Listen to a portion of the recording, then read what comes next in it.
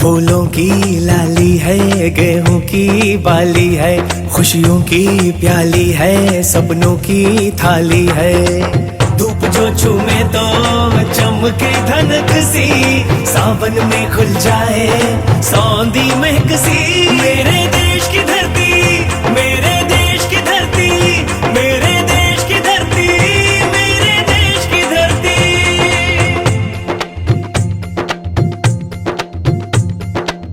घर के निवाले चोट पर आए, जूठन पर ललचाया, अपनी जड़ों से कट कर बंदे क्या तूने है पाया। हाल पे लाल की रोए ममता, झर झर नीर बहाती। मेरे देश की धरती, मेरे देश की धरती, मेरे देश की धरती, मेरे देश की धरती। वो कल ही हमारे गांव आ रही है। गांव आ रही है? हाँ माँ, और ये खुशखबरी मैं अपनी सहेलियों को बताने जा रही हूँ। नूर हमारे गांव आ रही है, आप खुश नहीं है क्या? विक्रम, लो विक्रम भी आ गया।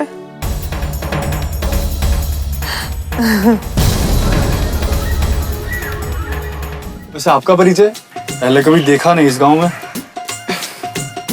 मैं नूर, आज ही इस गांव में आई। कर्मा।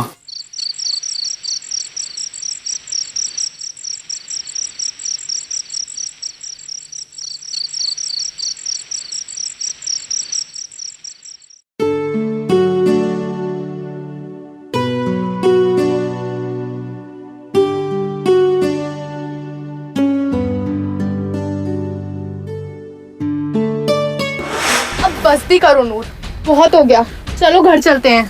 क्या हो गया? वो लोग ठीक नहीं है। ठीक नहीं होते तो आलू खिलाते क्या? देख कितना टेस्टी। मैंने कहा ना, दोबारा हम उन लफंगों से नहीं मिलेंगे। क्यों? हाँ बुराई है उनमें। बहुत सी बुराइयां हैं उनमें। चोर हैं, आवारा हैं, लफंगे हैं, गांव की लड़कियों को छेड़ते हैं।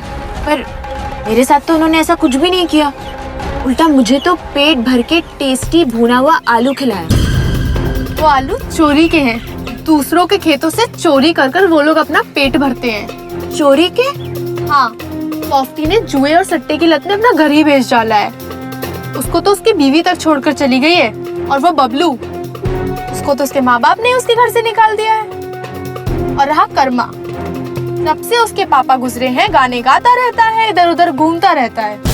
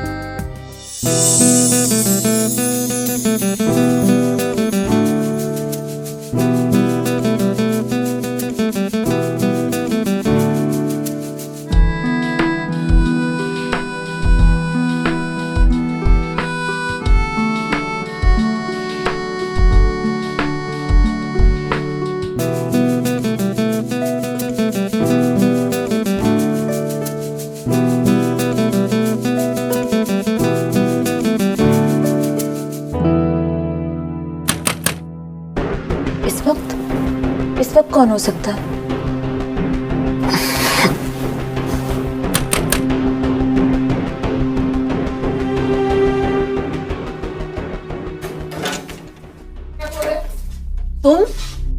तुम यहाँ क्या कर रहे हो? वही तो मैं तुमसे पूछने आया हूँ। तुम यहाँ मेरे घर में क्या कर रही हो?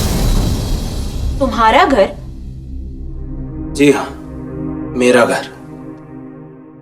इसे अपना घर समझने की भूल बिल्कुल मत करना। और हाँ, हो सके तो हमारी उस शहर में हुई छोटी सी मुलाकात को भूल जाना। हम एक दूसरे को पहले से जानते हैं, इस बारे में यहाँ पे किसी को पता ना चले। और यही तुम्हारे लिए बेहतर होगा। समझी? ये मेरे बाऊजी का घर है। तुम इस गलतफहमी में मत रहना कि मैं यहाँ तुम्हारे लिए आई हूँ। मैं अपने बाऊजी के लिए आई हूँ।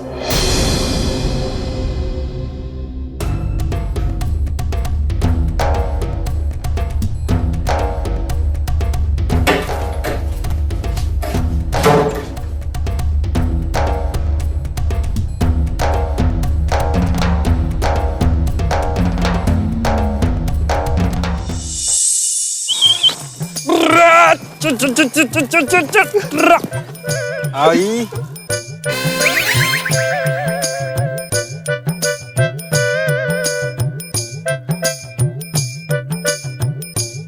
कल से भूखे हैं, पेट में गुरगुर हो रही है, तुझे मजाक सूझ रहा है?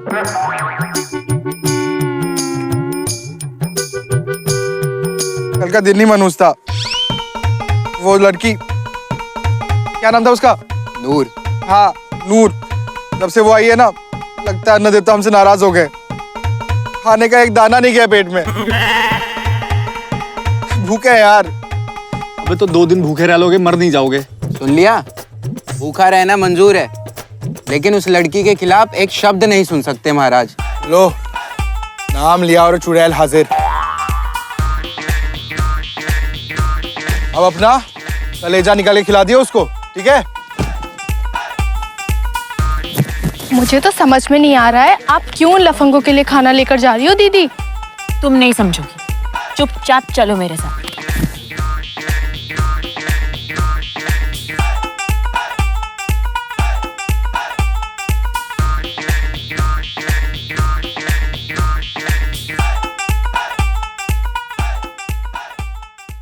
अरे ऐसे क्या देख रहे हैं? सोच क्या रहे हो? मैंने आप लोगों से कहा था ना कि मैं आप लोगों को दोबारा यहीं मिलूंगी। अब कल आप लोगों ने मुझे इतने टेस्टी भुने हुए आलू खिलाए थे, मुझे तो बहुत अच्छे लगे थे। अब मैंने सोचा कि मैं भी तो आप लोगों की दोस्त हूँ, तो क्यों ना मैं भी आप लोगों को कुछ खिलाऊं। इसीलिए मैं आप लोगों के लिए खाना लेकर आई हूँ। ये देखो।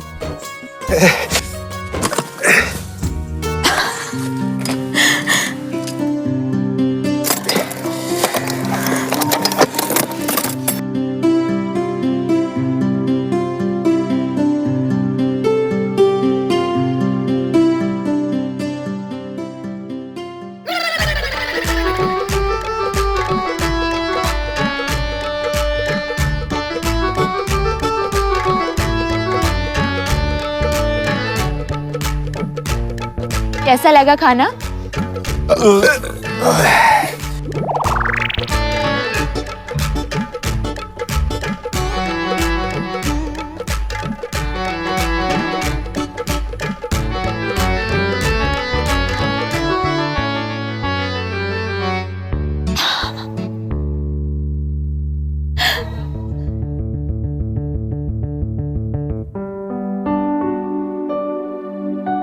अच्छा, एक बात पूछूं? अब पूछिए।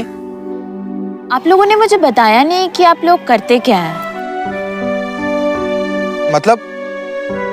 यही कि आप लोग काम क्या करते हैं। घर चलाने के लिए कुछ ना कुछ तो करते होंगे ना? करते हैं ना, काम करते हैं। अच्छा, कब करते हैं? 2 दिन से तो मैं देख रही हूँ कि आप लोग यहीं अपना सारा समय बिताते हैं, तो फिर काम कब करते हैं? अब रात में करते हैं, रात में काम करते हैं हम। रात में? मुझे सब पता है कि आप लोग रात को क्या काम करते हैं। आप लोग को शायद मालूम नहीं है कि जब कोई मेरे दोस्तों को लफंगा कहता है, आवारा कहता है, तब मुझे सच में बहुत दुख होता है। ओह, तो गांव वालों ने आपको भड़काना शुरू कर दिया है। तो मुझे भड़का नहीं रहे, जो सच है वही बता रहे। इसलिए मैं आप सबसे कह रही हूँ, अगर आप लोग सच में मुझे अपना दोस्त मानते हो तो कुछ ना कुछ काम कर लो, मेहनत करो। अभी आप लोग जवान हो, हट्टे कट्टे हो, अपने लिए 2 वक्त की रोटी तो कमा ही सकते हो। वो सब तो ठीक है, लेकिन हम काम क्या करें? क्यों? बहुत से काम है। काम की कोई कमी है क्या? ऑटो चलाओ, गाड़ी चलाओ, बिजनेस करो, सर्विस करो, खेती करो, बहुत से काम है करने के लिए। देखिए मैडम, ना तो हमें गाड़ी चलाना आता है और ना ही हमारे पास इतने पैसे हैं कि हम कोई छोटा मोटा बिजनेस कर सके। और नौकरी हमें कोई देगा नहीं, और खेती में तो मुनाफा ही कहाँ है? किसने कहा खेती में मुनाफा नहीं है? मुनाफा होता तो किसान अपनी जान देता क्या मैडम? किसानी में लागत बहुत लगती है और वही अनाज किसान को कौड़ियों के दाम बेचना पड़ता है। कहाँ से लाएगा किसान इतना पैसा? इसलिए तो सरकार ने किसानों के फायदे के लिए इतनी सारी योजनाएं बनाई है। सरकार तो अच्छी योजनाएं बनाती है, मगर किसानों के हालात किससे छुपे हैं? पता है इसके जिम्मेदार कौन है? आप जैसे यंग लोग जो इन योजनाओं का फायदा उठा सकते हैं, मगर ऐसा ना करके सिर्फ खेती और अपने किस्मत को कोसते रहते हैं। जो लोग अपने हक के लिए लड़ सकते हैं वो काम ही नहीं करना चाहते हैं, सिर्फ गुंडे मवालियों की तरह आवारा बनकर घूमते रहते हैं। खाना खिलाने के लिए शुक्रिया।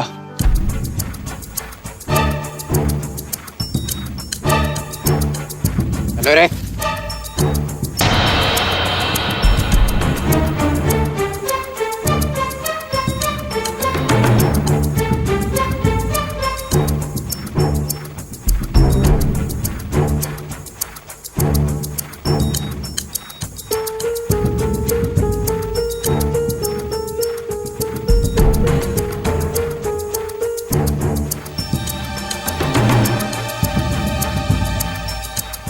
मैंने कहा था ना यहाँ आना बेकार है, कोई फायदा नहीं इन्हें समझाकर।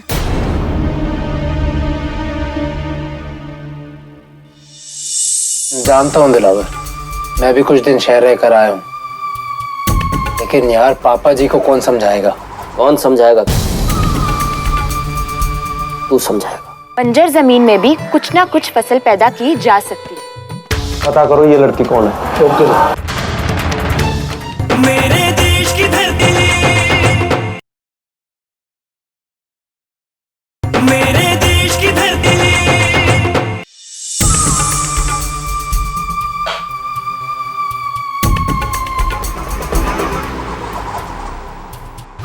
शहर की वो चकाचौंध, रोशनी, रुपया पैसा, कमाई धमाई सब कुछ, घर के पास अस्पताल, स्कूल, जरूरत पड़ने पर हर चीज यूं मिल जाती है। अब वो सब तुझे अपने गांव में कहाँ मिलेगा विक्रम? जानता हूँ दिलावर, मैं भी कुछ दिन शहर रहकर आया हूँ, लेकिन यार पापा जी को कौन समझाएगा? कौन समझाएगा? क्या तू समझाएगा? मेरे माँ बाप है वो, उनका बेटा है, समझाओ उन्हें। शहर में मिलने वाली फैसिलिटीज के बारे में बता, बोल उन्हें कि कुछ नहीं है, गांव में सब कुछ बेच बेच के शहर सेटल हो जाए। अगर एक बार तेरे बाबूजी भट गए ना, तो बाकी गांव वालों को मनाना कोई मुश्किल काम नहीं है मेरे लिए। फिर देख विक्रम, किस्मत कैसे पलटती। तुम ठीक कह रहे हो दिलावर, ठीक कह रहे हो। मैं पापा जी को समझाऊंगा।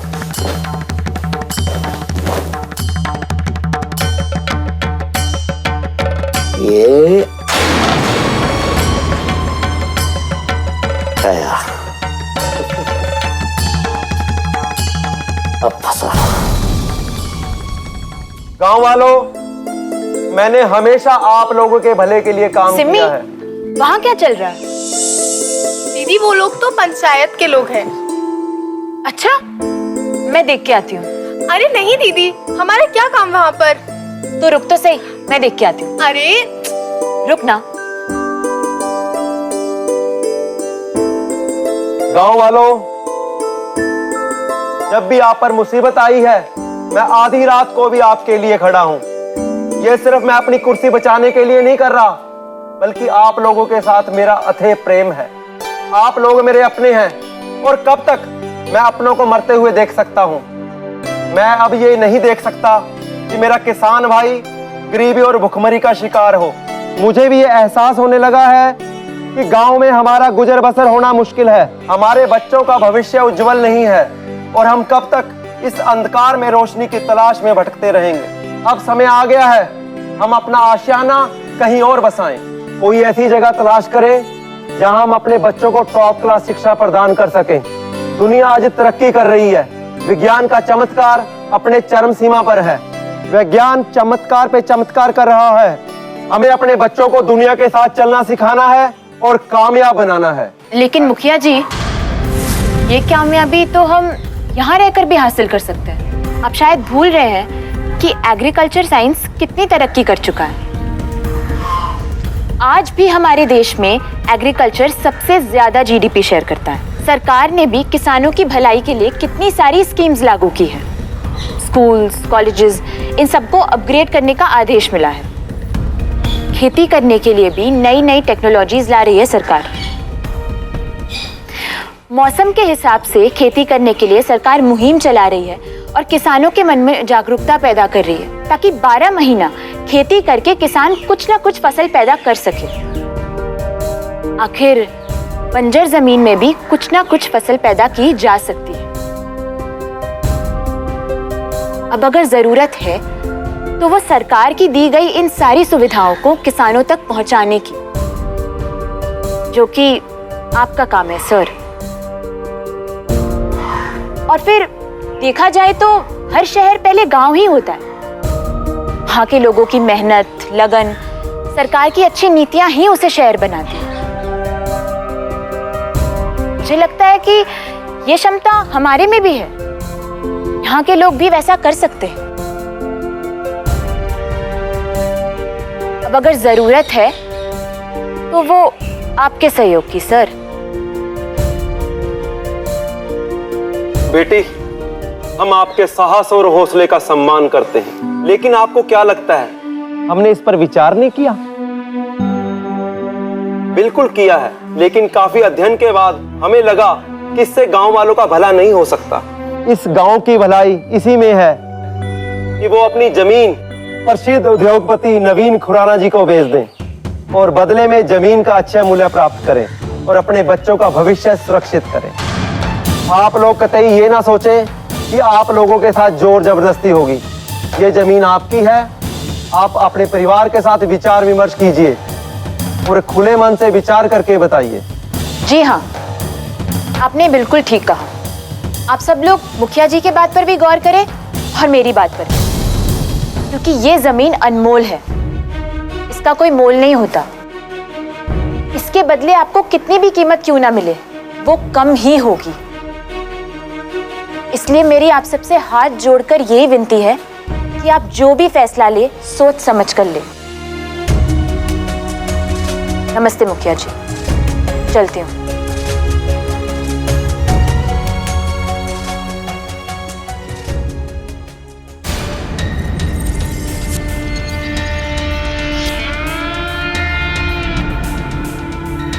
पता करो ये लड़की कौन है। ओके।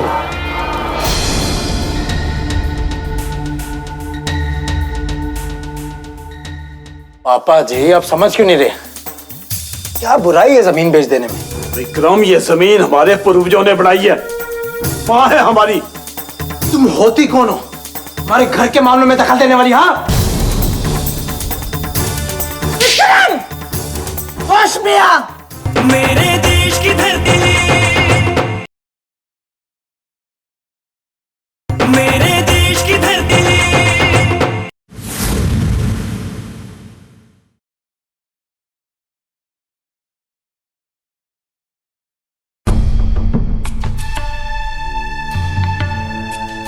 पापा जी, आप समझ क्यों नहीं रहे? क्या बुराई है जमीन बेच देने में? एक तरफ आप हमें पढ़ा लिखा कर दुनिया के साथ आगे चलना सिखा रहे हैं, और वहीं दूसरी तरफ आप हमें यहाँ की मोह माया में बांध के भी रखना चाहते हैं। आप खुद सोचिए, यहाँ पे रहकर हम अपना फ्यूचर संवार पाएंगे? तो अपने सपने पूरे कर पाएंगे। विक्रम, ये जमीन हमारे पूर्वजों ने बनाई है, माँ है हमारी। हम सब यहाँ पले बड़े हैं, पूरी उम्र यही गुजारी है। इतना आसान नहीं है ये सब कुछ बेच बाच कर शहर में घर बसाना। अब ये क्यों बोल रहे हैं पापा जी कि हमें जमीन के बदले मुंह मांगे कीमत मिल रही है? हमारी जमीन अनमोल है, अनमोल। हम जितना चाहे उतना पैसा मांग सकते हैं, मुंह मांगी कीमत ले सकते हैं, तो फिर दुनिया के किसी भी कोने में जाकर बस सकते हैं। अच्छा, अगर हमारी जमीन अनमोल है तो तुम उसका मोल क्यों लगा रहे हो? क्यों बेचना चाहते हो? और क्यों ये हर जंग गांव वाले की जमीन खरीदना चाहता है? अरे खुद क्यों नहीं चला जाता शहर अपना सब कुछ बेच बाच कर? बाबूजी, आप ठीक कह रहे हैं। ये हरजंग सिंह थोड़ा सा लालच देकर गांव वालों को बेघर करना चाहता है। हमें गांव वालों को समझाना होगा कि उनकी जमीन सोना है, उसकी कितनी भी कीमत क्यों ना दी जाए, वो मिट्टी के बराबर होगी। उसे खत्म होने में ज्यादा वक्त नहीं लगेगा। और फिर जो इंसान अपनी जमीन में अपने घर परिवार के बीच में रहकर कुछ कर नहीं सकता, वो कहीं और जाकर क्या ही कामयाब होगा। नूर, तुम होती कौन हो हमारे घर के मामलों में दखल देने वाली? हाँ होश में आ, ये मत भूल कि नूर भी इस घर का हिस्सा है। माँ, मैं पापा जी से जमीन के बारे में बात कर रहा हूँ, और ये जानती क्या है इन सब बातों के बारे में? विक्रम, तमीज से पेश आओ। अच्छा, तो ये कल की आई लड़की हमें समझाएगी कि हमें क्या करना है और क्या नहीं। मेरी बात कान खोल के सुन लो। अगर आपको इसको सर पे चढ़ा के रखना है ना, तो रखिए, बड़े शौक से रखिए, लेकिन मुझसे उम्मीद बिल्कुल मत रखिएगा। वीरे, वीरे बात तो सुन। वीरे, ओ वीरे बात तो सुन। वीरे, वीरे बात सुन ले। वीरे, क्या हो गया है वीरे तुझे? वो मेरी बचपन की सहेली है, इतने सालों बाद घर आई है, मेहमान है। मेहमान है तो मेहमान की तरह रहे ना। अरे दूसरों के घर के मामले में टांग क्यों उड़ाती है? इस बचपन की सहेली को ना मैं अच्छी तरह से जानता हूँ, समझी? क्या? तूने तो बचपन में इसे देखा भी नहीं, क्योंकि तब तो बुआ जी के पास शहर में था। तो फिर कैसे जानता है नूर को? बता। अरे मेरा मतलब कि अब देख रहा हूँ ना सिम्मी, और तू खुद बता, ऐसे दूसरों के घर के मामले में टांग कौन अड़ाता है? बता। वीरे, वो इस परिवार को अपना समझती है, इसलिए बोली। देख सिम्मी, मेरी सहेली है तो तू समझा दे इसे कि मेरे मामलों में खामखा दखल देने की जरूरत नहीं है इसको। आप निश्चिंत रहें खुराना साहब, बहुत से गांव वाले मान गए हैं, जो बचे हैं तो वो भी बहुत जल्द मान जाएंगे।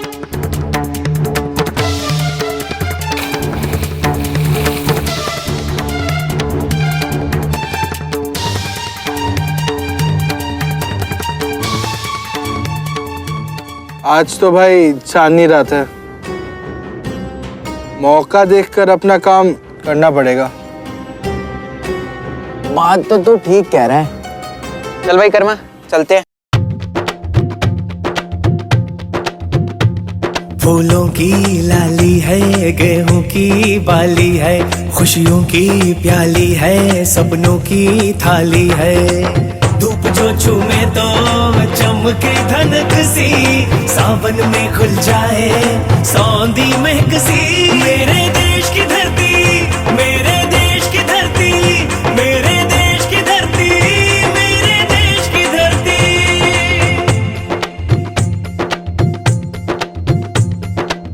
घर के निवाले चोट पर आए, जूठन पर ललचाया, अपनी जड़ों से कट कर बंदे क्या तूने है पाया।